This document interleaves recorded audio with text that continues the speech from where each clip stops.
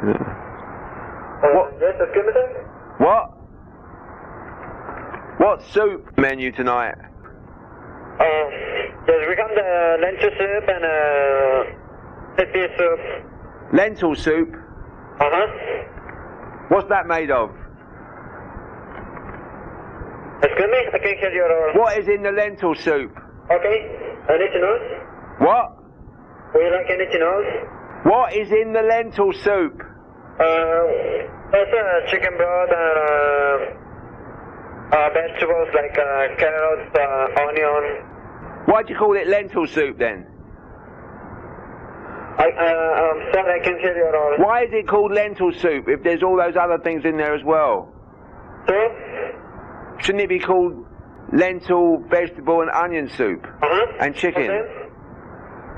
Why is it called lentil soup? Okay. What? Okay, well, can I have a bowl of that? Uh-huh. Okay. Okay. And can I have 2 chicken breasts? Okay. Wait. And, what do you want to do? Yeah, I'll have a chicken breast. Make that 3 chicken breasts. Uh-huh. Okay, and, an egg white omelette. No, yeah, and an egg white omelette as well. You want anything else? Normal omelette. A normal omelette. Okay. Okay, what's in the omelette? The normal one. The omelette? Where are you from? Where are you from? Sorry, I can't hear you at all, sir. What? I can't hear you at all. Oh. What part of the world are you from?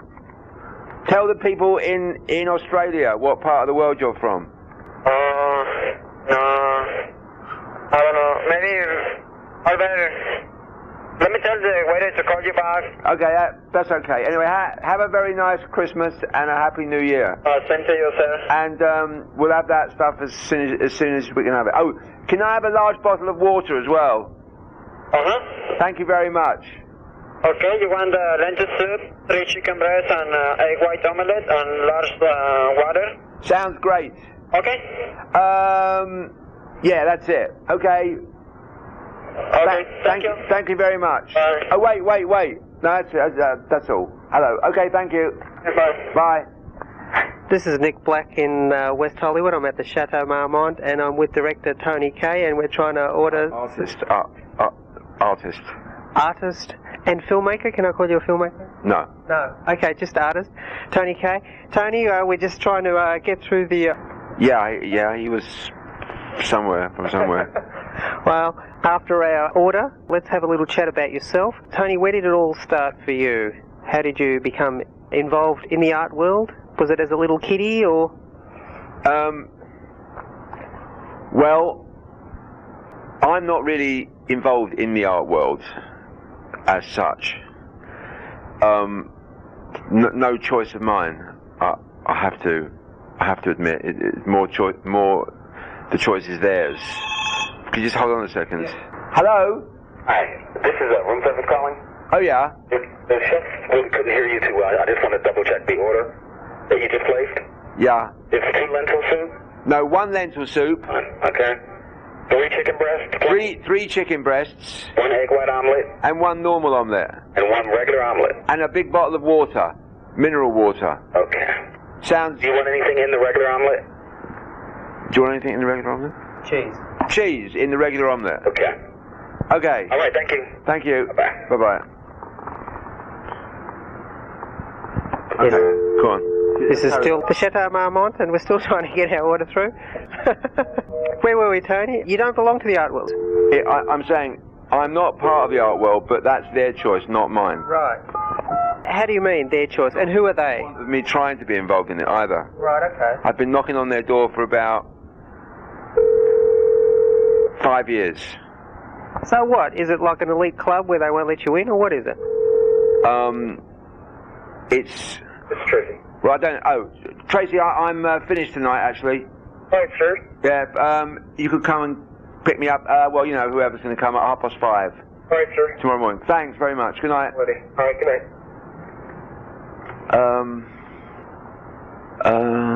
What, is an elite club? Well, it's not so much that it's an elite club, because You asking me if it's an elite club? I'm just asking why they won't let you in. It's a good question. It was a good question. Yeah. So your reasoning for them not letting me in was because it was an elite club?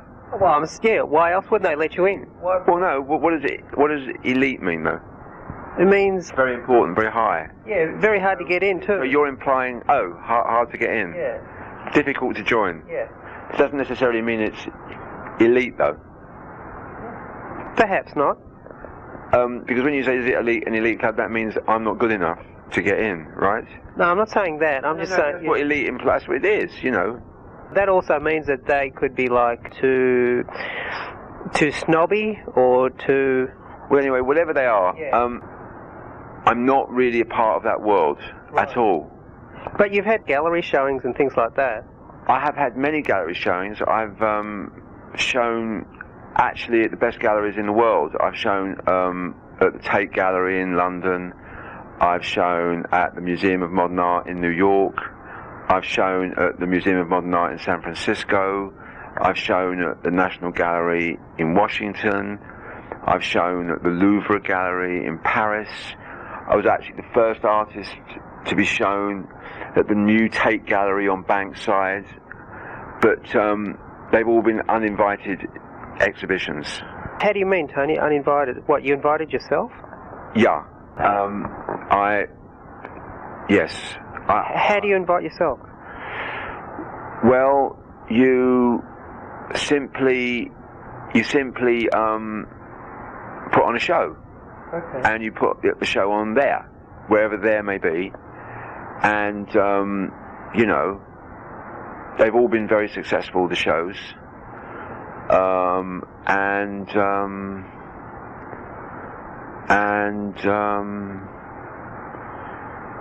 You know, they've all been very successful, yeah. So, yeah.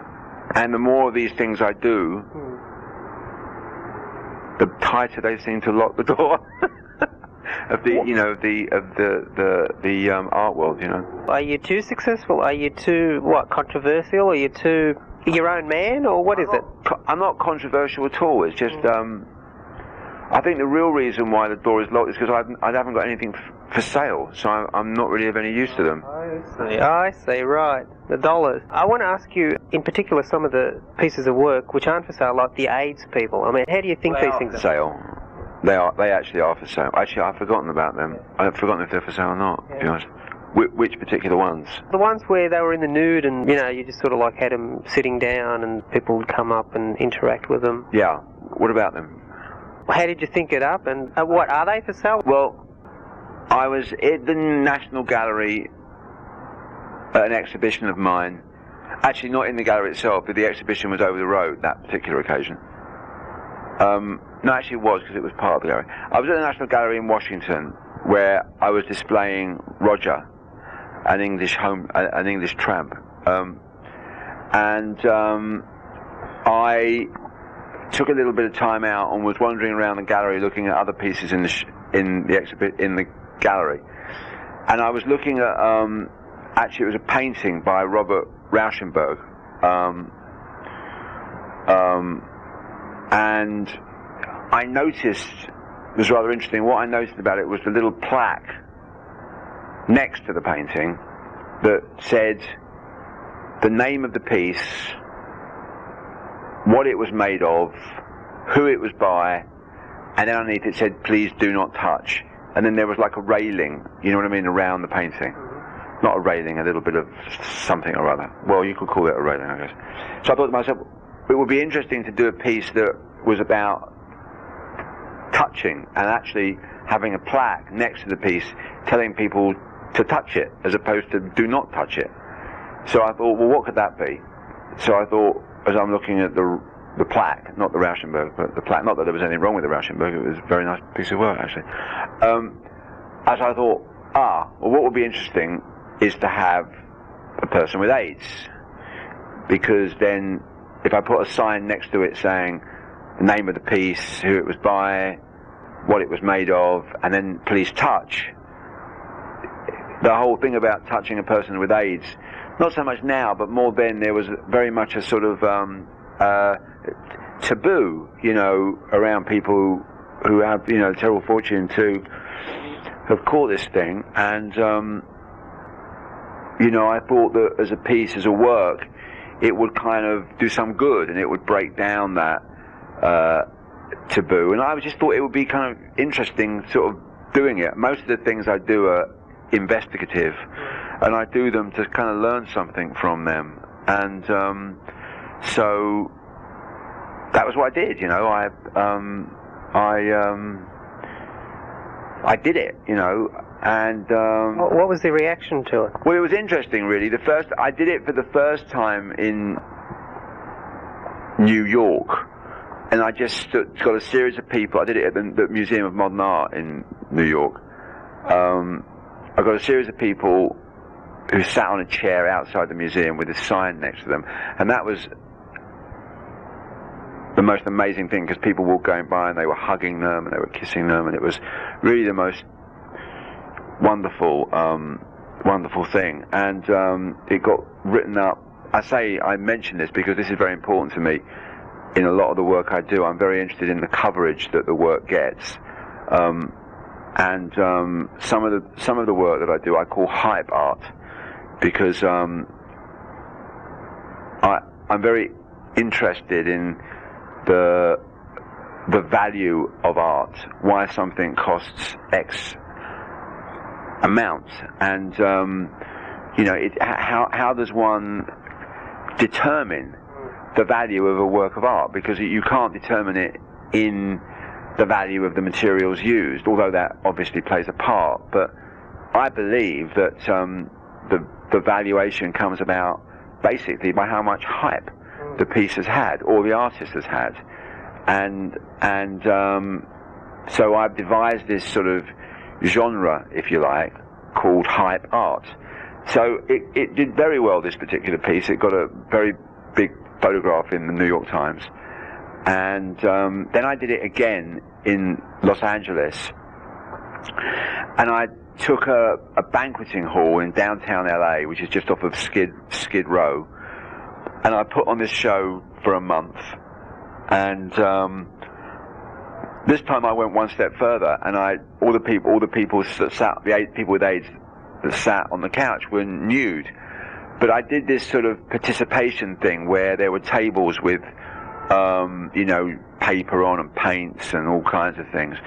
And anyone that came to the show was encouraged not only to touch the person with AIDS, but also to participate in some way. And they would do a little drawing or a little poem or a little note, and they'd stick this thing on the wall. Anyway, in the whole month, it didn't get any coverage at all. It didn't get any press at all. So that wasn't good. And only about 100 people or 150 people came in the entire month that it was on for. But the last day of the show was the most fantastic thing, because all the walls were kind of covered with bits and pieces, and there were quite a few people that came the last day, and it was very emotional. One guy, you know, during the show, one of the people with AIDS were taking blood from the other people, and the blood was on show with the virus, and someone else took some of their blood and smeared it all over, you know, it's AIDS-contaminated blood, smeared it all over a great big white board. It was on another wall. It was a very emotional and very interesting day. And then I did it again in London. Was this with the same people? Yeah, well, yeah, no. The people that, I did it in, no, the people in LA were completely different. But I took the people from LA to London and staged it in London. Again, they were nude, and we did it in Jimmy Bean, who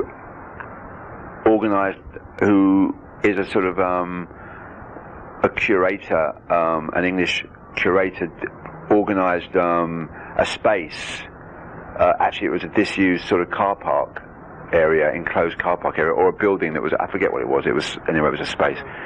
And we put it on there for a month, and with the people from LA, and that was in terms of the people that went, and the show itself wasn't as emotional as the LA one, but in terms of, or maybe it was, but in terms of you know, 300 or 400 people a day were going to that in London, and it got enormous amounts of press, and which was very good for me, because you know, it was very good, obviously very good for me, because it's you know, the more your name gets out there, the more people take your call, you know, when you phone them up, for whatever reason you're phoning them up for. But it's very good for me for my investigative process of hype art. And then I did it again in LA, except when I did it again in LA for the second time, and the fourth time that I did it, I think the Getty Museum was about to open up, the new Getty Center, and I just got in contact with Eileen Getty, who is unfortunately suffers with AIDS, and she wanted to be in the show. So of course Eileen Getty taking her clothes off, you know, in LA, it caused a sensation here, and it was huge. And I took a lot of photographs. I got some fabulous pictures of all the media and stuff like that. I mean, it was amazing because we only did it for one night, and there was literally, like, you know, 5 people with AIDS on a couch. Eileen Getty was one of them. There were 200 people in my space. It was in one of my studio spaces in LA, and like 196 of the 200 people were the media, you know. So it was for the photographs that I took some beautiful 10:8 chromes. Were just amazing. It just, you know, microphones and video cameras and flashlights, and, you know, 5 people with AIDS sitting on a couch, and with this sign saying, you know, "Don't be scared," which is the name of the piece. Don't be scared by me. And then there's a list of all the things that makes, you know, the flesh, the bones, the acquired immune deficiency syndrome, the couch, the floor, you know, all those things that make up the piece. And then it says, "Please touch." And so that was that piece. You know. Okay. So don't cut the bit out about ordering the lentil soup, will you? No, not at all. I want to get on to, Tony, you're currently working on a documentary, an abortion documentary that you've been doing for a while. Can you tell us a little bit about that? We saw a little bit about it on Rebel with a Cause. Can you just explain what you're trying? This is my sort of biggest, I guess, aside from my paintings and my drawings and photographs and that sort of stuff, which I'm working on this huge sort of diaristic book, but aside from that, this is my biggest, well, actually that's not really bigger than this. This is been my biggest personal project, and I've been working on this for sort of 7 years now. And I started work on this when I first came to Los Angeles in '91. And the reason why I began it was because I went through an abortion as a guy when I was about 25 years old, 26. And you know, although the girl that I was living with at the time, and she became pregnant, and she didn't want to have the child, and I did. And you know, I respected her wishes, and she had an abortion, and it always it was like a sort of my first tragedy, I guess. Well, actually,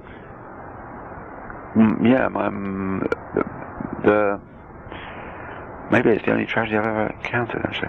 Have you had any kids in the meantime? Yeah. I've got, you know, married since to not to the same girl, actually, but to a different girl, and we've had two beautiful girls. So I'm very happy. I wouldn't have had Betty and Ruby with Eugenia if I'd have had the other one. But you know it. Where am I? Oh yeah, I'm in the Chateau Marmont.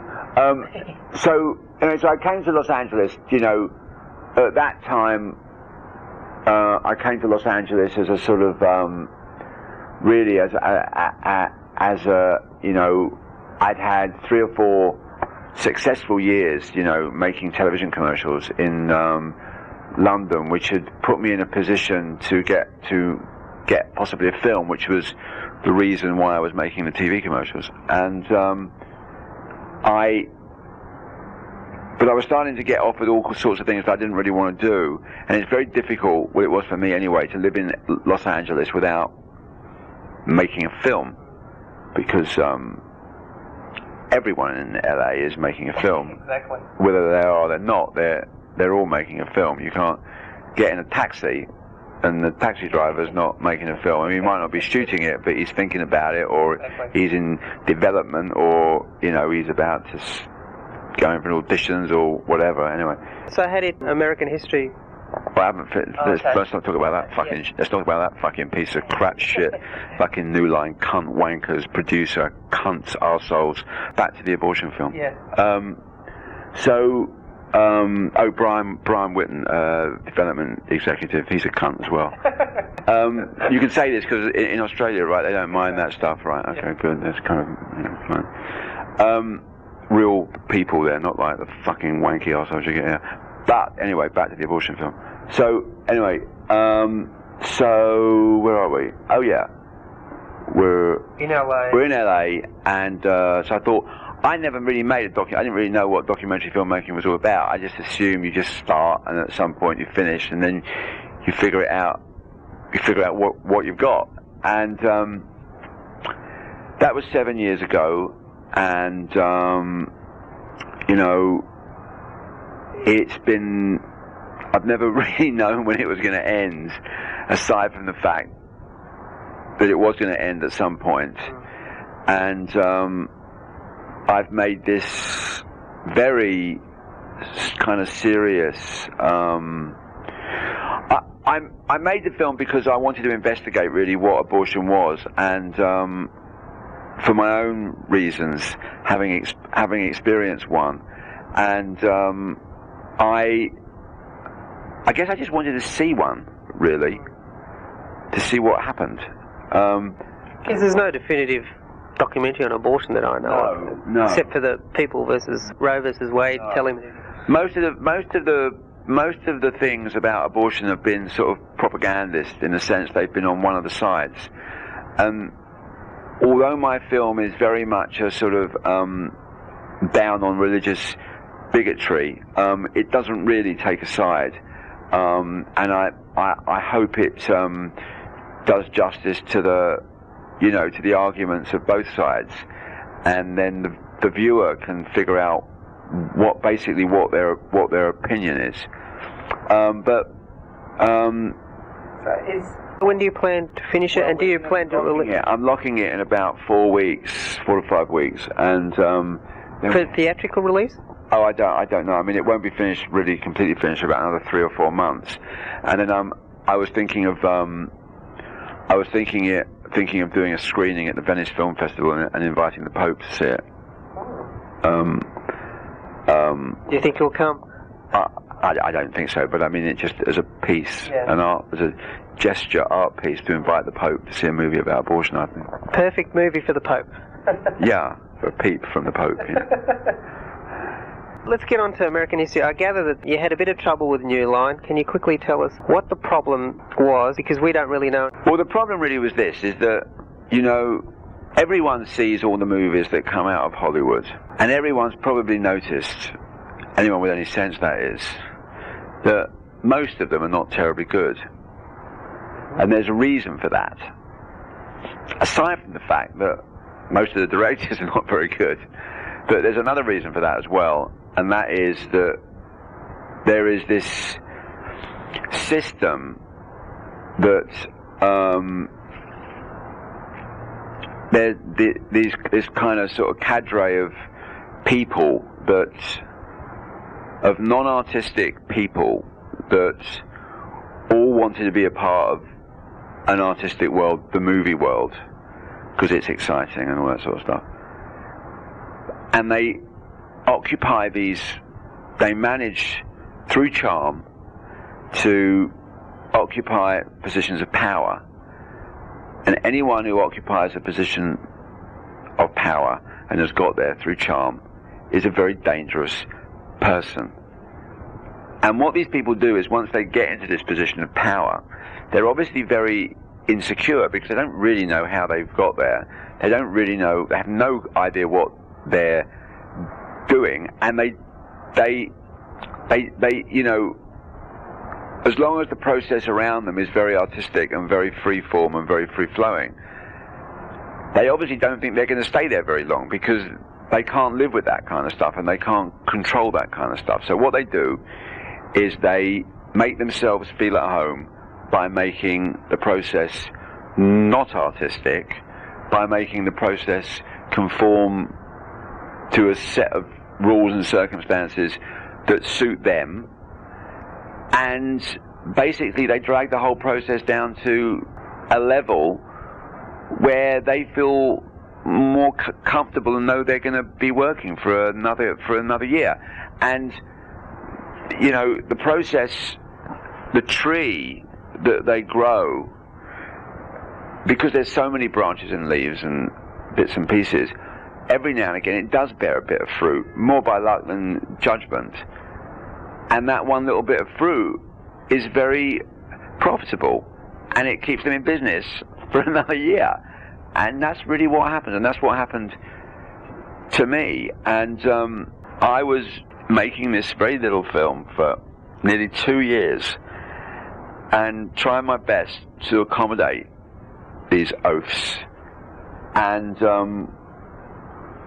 in the end, I couldn't deal with it anymore. And I said to them, look, you know, I want this, that, and the other. And if you don't give it to me, I want nothing more to do with you or it. And they didn't give me it. I mean, they went a little way along the line for a bit, but I needed even more. And they wouldn't give me everything that I required. And I had to make a decision at that point. I had to take a gamble, and it was a big gamble, really, because it was, you know, I'd been working towards this goal for about 15 years, you know. And then I'd been involved in this project for sort of 2 years, and I'd put an awful lot of my own money into it as well.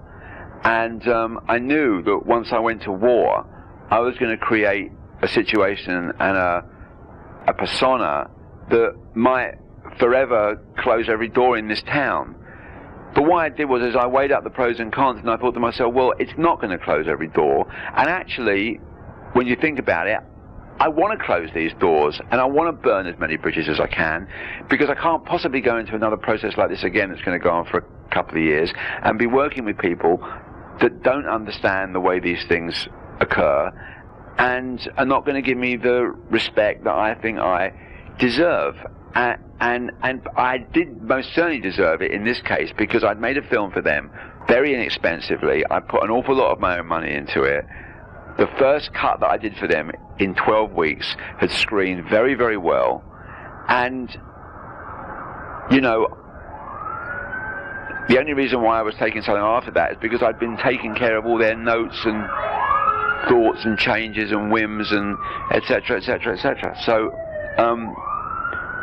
someone else had just probably been shot. So hope it's Bob Shea or Michael DeLuca. Anyway, so you're not worried? I mean, because it's a small town, you know, they'll say, Tony, you'll never work in this town again. Can they do that? Well, I'm not. As I say, I made a decision that I want to, you know, I wanted to burn as many bridges and I wanted to close as many doors as I can, because there will be one person or there will be two people, and they have emerged now. Actually, now the dust has settled a bit. I am going to work again, you know. There are people that want to work with me, because the film is out now, and it's some of the, you know, a lot of the reviews were very good. And that's about all. I could cut it now. Just ask. I mean, I'm just talking about other. Okay. Which I just try. I mean, it's nice of me saying it was so dull, though, wasn't it?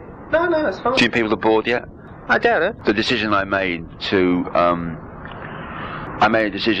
burn as many bridges and to close as many doors as I can, because anyone that steps up to the plate again to work with me, I want them to know what, you know, what's in the cage, you know, when they walk into the cage, what they're kind of dealing with. And because if you make a film, it's a very long and arduous process, and you have to make sure that the people that you're working with, particularly if you're a director, you know, are going to give you the room that you need. Would you mind opening that door? Can you get the massage table up here again? Okay, not a problem. Thanks a lot. Yeah, bye. Okay, don't go and see it. American History X. Don't go and see it. Okay? Do not go and see this film. In fact, I'll tell you what, if you're thinking of going to the movies one night, anyone that's listening to this right now, I promise you, phone me up on 310-271-7888, which is my Los Angeles office number, or write me a letter, or no, phone up or whatever, and leave me your address, and I will send you money for you and a guest to go and see another film of your choice, other than I will treat you to a night out at the movies, and I'll give you some money for a bit. But I don't know if I have popcorn in Australia. They've probably got more sense than that. Do they have popcorn there? Okay, popcorn. Okay, ice cream. Okay, and I'll throw in a little bit of money for popcorn and ice cream as well, for you to go and see another film. Right now, I don't really know what else is out there that's worth seeing. There's nothing, to be honest with you, that I could advise you to go and see, but... is there something around here that you can recommend that because they're showing now? Yeah, because I'll get them down there. Not really. No, I haven't seen anything for about 5-6 years. But maybe there's a retro cinema or something. They might show some old pictures. There's some good old films, you know. But anyway, so if you're thinking of going out to see American History X, don't. Phone me up, and I'll send you money for you and a friend, or your wife, or your guest, or your brother, or your sister, or just someone you want to drag off the street, and you take them to go and see a different film.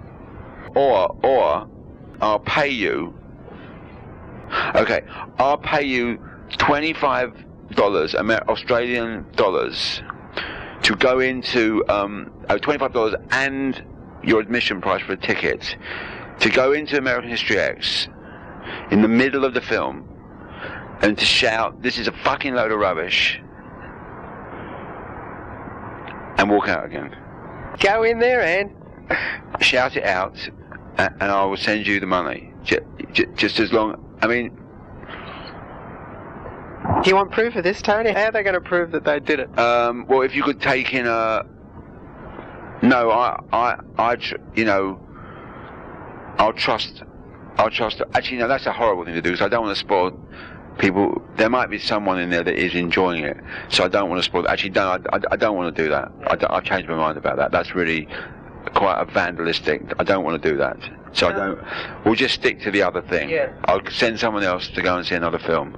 Get the door, could you? Do you mind? Yeah. Sorry, what was that? So in Australia, we're basically telling you don't see American History X because the filmmaker is not very happy with the way things progressed. But anyway, but that's a good offer for them to go and see another film. Okay, well, there's an offer you can't refuse. Any managers of any of the theatres there should get in touch with me as well. Maybe we can organise some other deal where we can, I don't know, close the theatre down that it's playing in or something. Or maybe I could, this is a good one. To any manager of a theatre, right, we'll negotiate this price, okay? If you could just stick a little bit of black gaffer tape over my name on the poster outside the theatre, that I got my name on it 3 times, you'll see, on the little credit bits at the bottom. So just a little bit of gaffer tape over my name. I'd appreciate that. Wouldn't they let you take your name off it? No, I'm suing them now for $275 million, actually. Well, that's a bit of money there, Tony. Don't ask me how the lawyer kept, but you know what these American lawyers are like.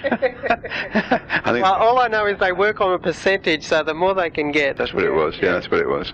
All right, there. Listeners, there you have Tony Kaye, artist and unfortunate director of American History X, and take it from the man himself. Don't go and see another film. And thanks very much, Tony, for taking time to talk to us. My absolute pleasure. I hope to get to Australia one day with a film that I'm proud of being involved with. Okay, and good luck with all your future projects, Tony. And once again, thanks. Yes, thank you as well.